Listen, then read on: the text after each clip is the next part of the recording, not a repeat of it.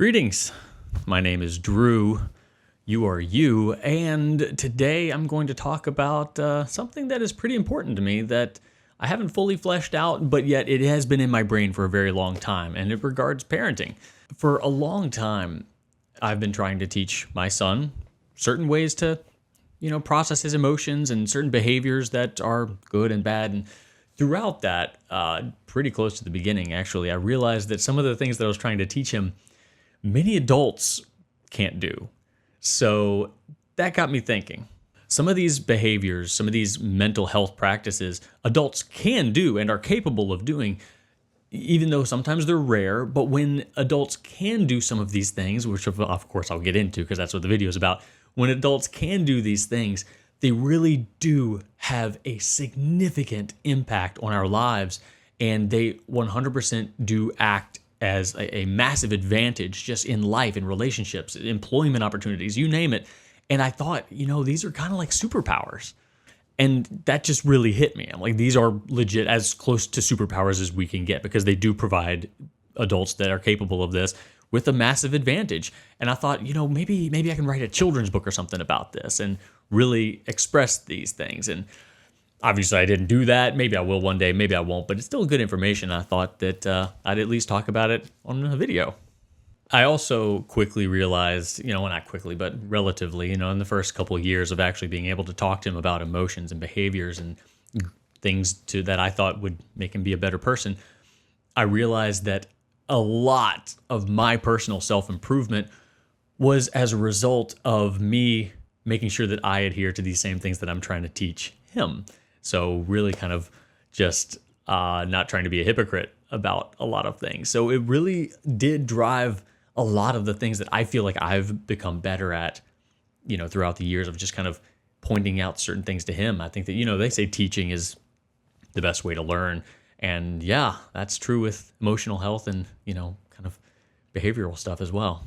I mean, most of us know that we should be doing some of these things, but it's hard to kind of catch these opportunities. But when you're teaching someone, those opportunities to kind of self-reflect become, more prevalent, more often, and we can grab them a little bit easier. And I think that's a huge advantage to a parent for both their own self-development and these opportunities to obviously teach our kids. So I'm going to present my list. There's about 15. I'll probably break this up into two parts. And while this is for kids, it's also for adults. And I haven't done the work to compress this into a kids book friendly presentation. So this will be kid friendly, but I'm going to present these to parents for the time being. So just keep that in mind. Let's go. All right. The first one is don't compare yourself to others. That is, that's a big one. I'm going to probably say that a lot because I do consider these very important, all of them. For example, if you have a toy or an object, I think that a toy is a very good one because we've all been there, and you love it. It's your favorite toy, and you just think it's the greatest thing in the world. It doesn't become less than that until you have something else to compare it to. If it's all you got and it is just your little world, then it's the best. But as soon as you see some other kid with a better toy or a bigger toy, then all of a sudden the value that you've assigned it becomes less. But really, that value didn't change. Your perception of the value changed. The enjoyment was impacted by the comparison. And as an adult, that happens as well. Our homes, our cars, our lack of cars, our job opportunities. You might love your job, and then someone else comes along with one that you just begin to envy, and then all of a sudden your job loses that value, even though nothing changed. Your job didn't change. You redefined what you think fulfillment should look like for you, even though what looks like fulfillment for someone else isn't necessarily what should or could look like fulfillment to you. You define that, but it's very easy for us, especially right now with social media, to really understand that and remind ourselves of that. And again, it's very subjective. As a kid, you always have, or not always, but a lot of us have a favorite stuffed animal or plushie or whatever. And our value is assigned by us. If that same stuffed animal went to some other kid, they wouldn't value it the same way. But to us, it's the most precious thing that we have. And that's because we assign it that value. Our love for that thing came 100% for us, not from the item. And that can transcend. We can keep up with that. We can keep up with that with our jobs, with our possessions, and honestly, just valuing those possessions a little bit more realistically, like we did when we were kids and our world was a little bit smaller. That doesn't change. We can still remind ourselves that value is subjective and we get to define it. And again, with social media, we all think that there's a certain way to live, a certain amount of vacations we should take a year, a certain way to parent, a certain level of achievements we need to make in our lives. And it's harder than ever to be happy with where we're at. Like, there's no proper way to raise a child, no definitively follow these steps. Any parent knows that or quickly learns it. There's no one way to have a successful relationship, even though everybody's going to tell you that their way is right on the internet. Like, that's what gets clicks, right? This is the right way. 10 things don't do, stuff like that. And it's so easy to think that, oh no, I'm not doing it right. What I have isn't what I should have, or what I'm doing isn't what I should be doing. Everybody's telling you you're wrong. And those are the things that get the clicks. You're not going to click on things that just, oh yeah, this is nice and validating. Like, we're concerned that, what we're doing isn't the right way because we're always looking for that next best, better thing. But we should also just compare ourselves to ourselves about, do we have less than we used to have? Do we have more? Why is that? Could we have more? Should we have more? But just keep it about you, not about others. And I know that's super, super difficult. I struggle with that. But, and you can compare, comparison isn't something you should never do. If you want to use it as a fire to motivate you, then yeah, sure. Aspiration is fantastic. Inspiration is great. Keep that going, but not to your detriment. Like, a fire can run an engine, but it can also burn down a house, right? So use that fire as, stoking your coal train engine or whatever, but don't let it burn you. Number 2 is a 3-tiered one. Admit when you're wrong, change your opinion, and apologize. A lot of adults do not know how to do this. And this, like so many others, is 100% a gift that we can give to our children. And these 3 things are immensely helpful when trying to maintain a long-term and serious relationship. So, admitting when you're wrong. A lot of this is just thinking about it and questioning. You don't need to jump to, oh, I'm wrong, because that can be its own set of problems. But really think about it. Like, am I correct? The assumption of being correct or the assumption of always being wrong is not where we should be. We should just really think about it. Am I wrong in this situation? No, I'm not. I'm right. Yay. Am I right in this situation? Not entirely. So just taking that time to process whether or not where you're standing instinctively is where you should be standing. Change your mind. If no one ever changed their mind, we would still think that the earth was the center of the universe and far weirder things. But someone comes along, they ask questions, they present new information, and that new information is received, and we change our minds because we've got new information now. Some people still can't do that. Regardless of what information comes their way, they're like, no, I don't think so. And progress doesn't really happen that way. Critical thinking doesn't happen that way. And that all is very important to just kind of move forward as a society and raising our children with that ability. And also, again, with relationships, that stuff is going to happen. You're going to think things are going one way. You're going to get new information. And just like admitting when you're wrong, apologizing, you're going to be put in a place where you can either dig in or say, you know what? Now that I think about it, or now this information was given to me, I realized that I was not in the right stance at the beginning of this because I just didn't have the full story. I didn't have all the right information. We don't want to raise our kids to be that type of person that just digs in regardless of what comes their way after the fact and just always assumes that their way is the right way no matter what. They are just immovable, unadaptable, and that's not going to serve them later in life. Not in a job, not in a relationship. And apologies are kind of the same side of that. When you realize that you were not in the right place because new information came about, you just processed it a little bit, you have to, fess up and, let the other person know. And I think a lot of people struggle with this because they think that an apology is somehow about them, and it's hard to do because it reflects negatively about them. That's either a failure or they don't like being wrong. It's not about you. It's not about the person apologizing. It's about serving the individual that deserves that apology. An apology is a sincere acknowledgement to someone you care about. It's humility, care, consideration for someone who deserves it. And that is how we should frame it. And it most definitely features us, the apologizer, but it really is about serving another individual. And when you frame it that way, I think it becomes easier to do. And I think that it adds a level of sincerity to the person we're giving it to, because we're acknowledging that it is for you, not for me. I need to kind of switch gears and go into service mode for this other person that frankly deserves it. Know your value. For all of my life, I thought humility was thinking less of myself and making sure I didn't think too highly of myself, because that would be arrogant and cocky, and I don't want that. I need to make sure that when I get a compliment, I'd be like, nope, that's not true. And that's not right. That's not right. I still struggle with that. It's very hard for me. But that's wrong. That's not what humility is. Humility is valuing yourself fairly.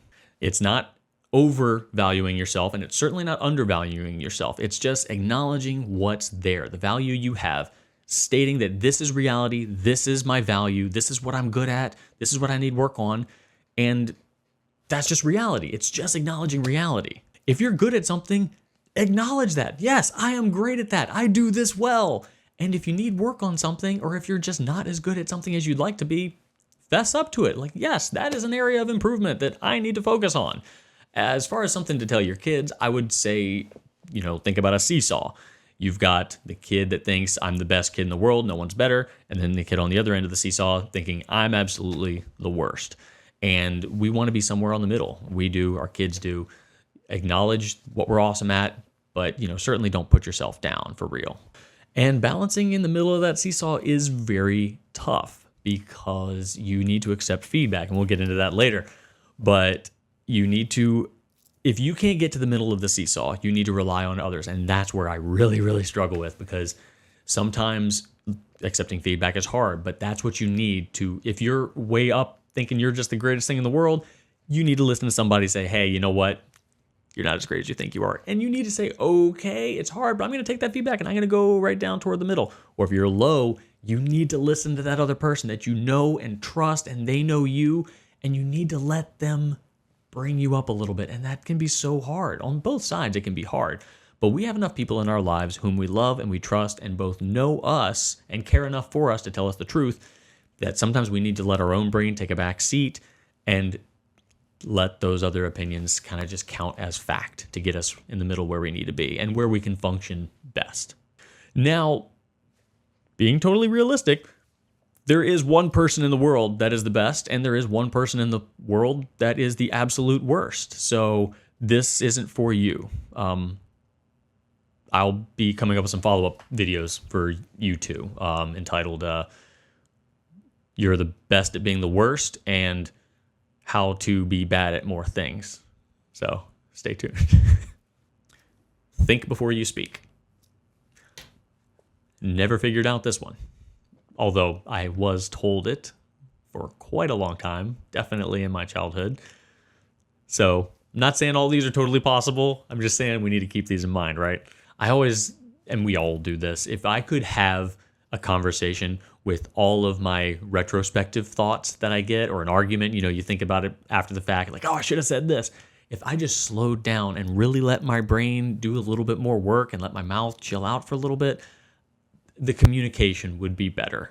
And not just for like gotcha moments and arguments, but just it would be more indicative of what really is in my head and my thoughts, true intentions, rather than just the instinctual ones. Really, a lot of it has to do with teaching our kids to be considerate in conversations. Think about who you're talking to. Think about what you're talking about, the subject matter, and think about where you're talking. And a lot of that is the problem. It's not a problem, it's the solution. It's not about slowing your brain down and waiting and thinking about every single response. Some people do that and they're awesome and it works for them. But for me anyway, that's not possible. For me, it's just more possible to take in the context and allow that to help kind of shift my speech around a little bit, manage my communication techniques to the person, to the subject, and to the environment. That helps. And eventually, if we can develop this in ourselves and our children, it will lead to better communication styles that are adaptive to the individual we're communicating to and the setting. And that is a lot of what makes a successful communicator. And that's hugely impactful later in life. To be able to communicate to someone based on that individual is a superpower. It is absolutely a superpower. And I think a lot of us know those people that can do that. And that, yes, they go through life and it is a superpower because it is a massive advantage. And if we can give even a little bit of that to our kids, they'll be better off for it for sure. Be empathetic. There's absolutely a thing called main character syndrome, and it is alive and well. Here's the thing. We're all insignificant and special. 8 billion stars in 8 billion little movies. So no one's really the main character, but we're certainly not, a planet of background actors either. We've all got a story.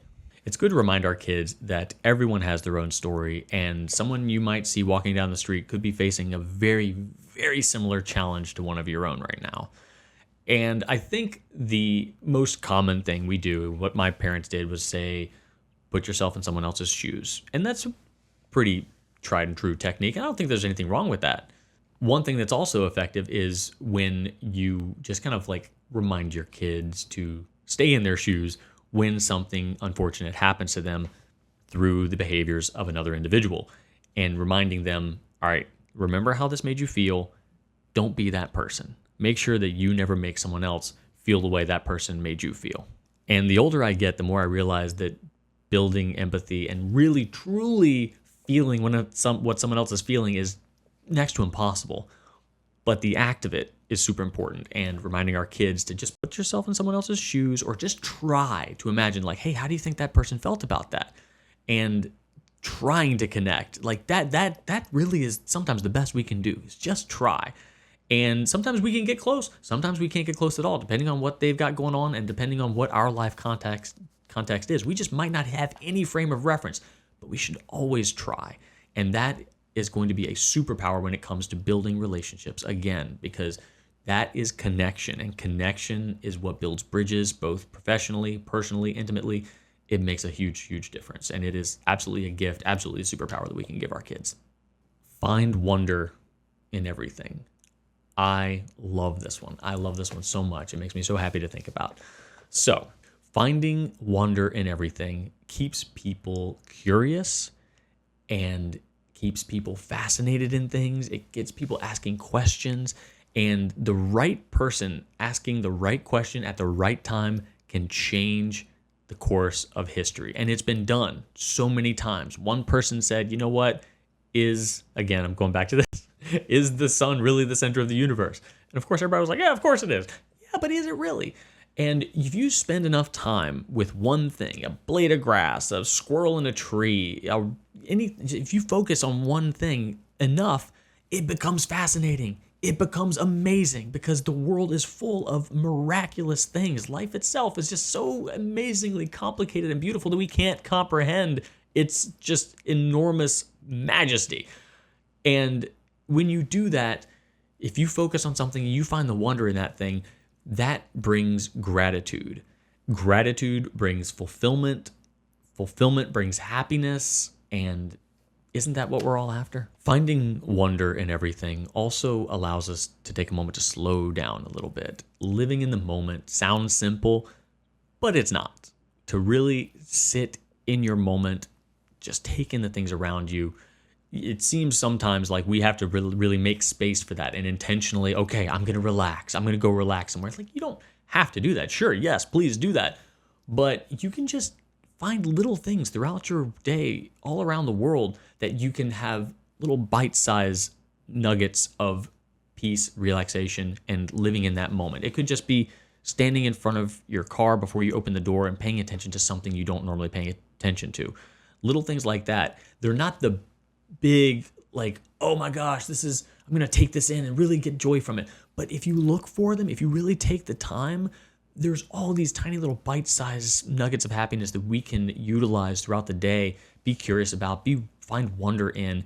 And the little things really, really do add up. And if you can find wonder in everything as a child, you can find wonder in everything as an adult and continue to be curious. Curiosity is one of the best gifts we can continue to encourage in our children, because being curious leads to answers, it leads to solutions, and it leads to discovery. Know what makes you happy. That's a tricky one. That's a very tricky one. So, all right, we're going to go back to the happy nuggets, like I talked about finding wonder and everything, right? So it's very easy for us to find just bite-sized nuggets of happiness throughout our days, as kids too. It's easy to say, hey, look, I have some candy, or like, hey, look, I bought a new thing. Those are easy for us to find. We usually know where to get those. And a lot of folks think like, yes, this is how I'm happy. Look, I got this thing. I'm happy now. I did this. I'm happy now. I went on a vacation. Yay, I'm happy. Those are the easy ones. But let's say you're digesting those happy nuggets, right? You're sitting there, you're eating your little nuggets. It could be yoga for you. It could be knitting while listening to death metal. I don't know. It could be playing video games. But, you're eating your nuggets, right? Or watching Office for the 694th time, like my wife. We've got those happy nuggets. We're munching away. Happy, happy, happy, happy, happy. But while we're sitting there munching, we're standing on a platform, let's say. And that is really the core of our happiness, what we're standing on while we're doing all this other stuff. While we're eating our happy nuggets, while we're doing everything else in our lives, we are standing on that happiness platform. And the platform is what really matters. We could be sitting there eating nuggets all day long, but if we're standing on something that is shaky and cracked and falling apart, everything else is going to be tough. And we're going to eat all the happy nuggets we can eat, and they're not going to really make us fulfilled. So, and those are harder to discover. Those aren't right in front of our face. That's beneath us, and it's harder to notice, but it is so, so important.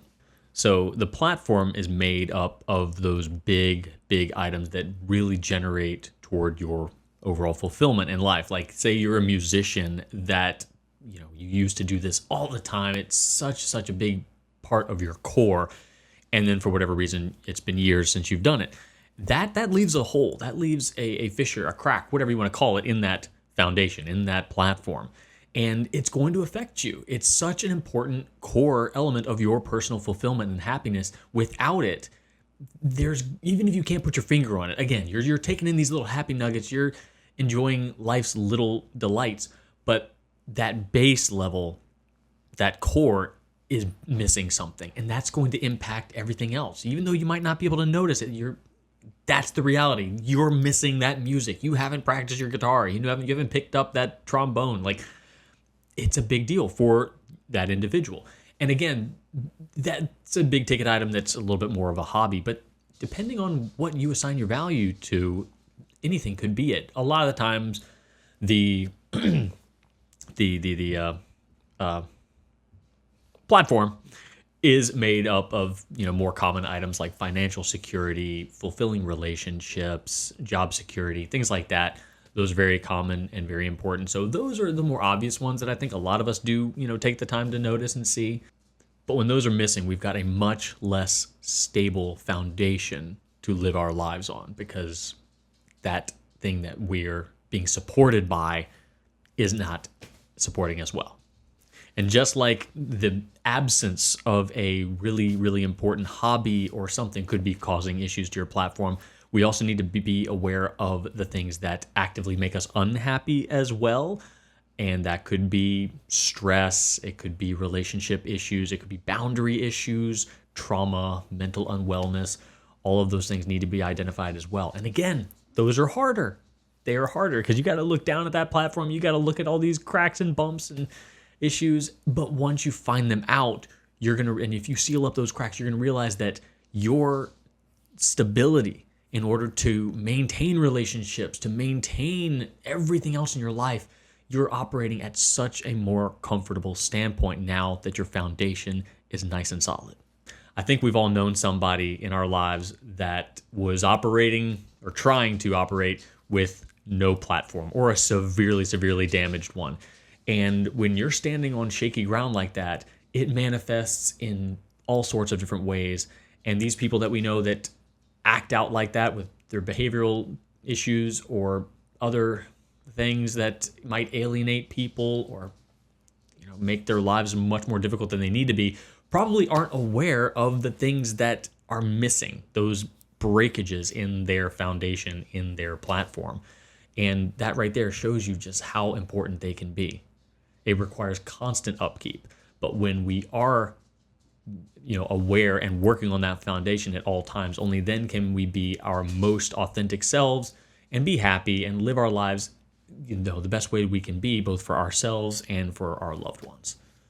I think that teaching our children how to look into this sort of stuff is great for all the reasons I've mentioned, but it's also good because it just teaches them to look deeper into themselves at some point. If you start that early, it's a whole lot better to address mental unwellness, to identify trauma and things like that later in life. Because if you're an adult and you've never really taken the opportunity to really dig down deep into the old noggin, man, it can be next to impossible because it takes a ton of courage, especially if you go in and you see some stuff that either you don't like or is going to require a lot of work.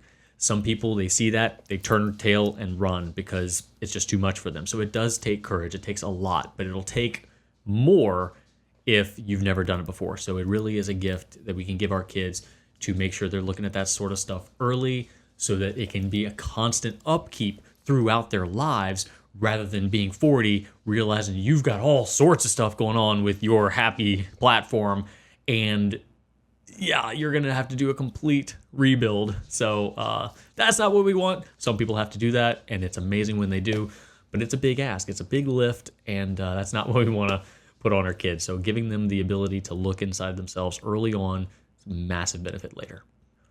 Also, going back to the happy nuggets, the little bits of life that you can enjoy, coffee on the deck overlooking a mountain valley or something. Happy nuggets taste better when the platform is nice and secure.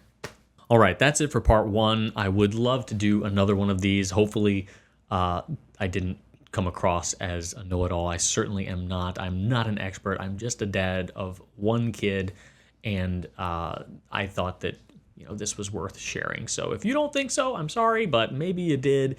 Either way, it was fun for me, and I'll be back with part 2 soon.